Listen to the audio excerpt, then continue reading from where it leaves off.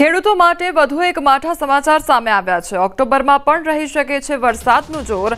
ગુજરાતમાં સામાન્ય કરતાં વધુ વરસાદની સંભાવના સેવાઈ રહી છે। હવામાન વિભાગે જાહેર કર્યું છે પૂર્વાનુમાન। ખેડૂતો પર માવઠાના મારની સંભાવના સેવાઈ રહી છે। ખરીફ અને રવિ બંને સિઝન માટે વરસાદ બની શકે છે વિલન।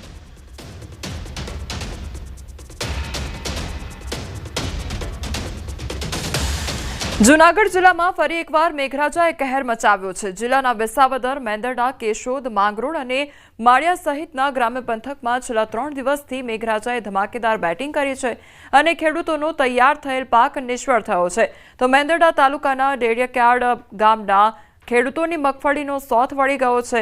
છેલ્લા 3 મહિનાથી મગફળીનું ઉત્પાદન લેવા માટે લાખો રૂપિયાનો ખર્ચ કરવામાં આવ્યો અને અંતે મગફળીનો પાક તૈયાર પણ થઈ ગયો હતો, પરંતુ હવે વરસાદે આ ખેડૂતોની મહેનત પર પાણી ફેરવી દીધું છે।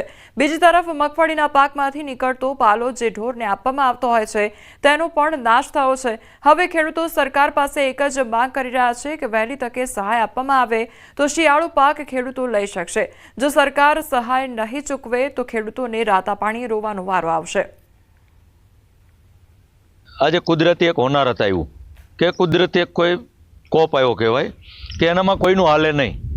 તો આજે આ મગફળી 4-5 દિવસિયા પલળે છે, અમે ઉપાડીને તૈયાર કરી છે। અમને એમ હતું કે હવે તો 2-5 દીમાં કે અઠવાડિયામાં પૈસા આવશે, તો હાલ કાંઈ દેખાતું નથી કે આમાં કોઈ પૈસા આવે, કારણ કે કુદરતી પ્રકોપ આવ્યો છે તો આ બધું હળી ગયું છે।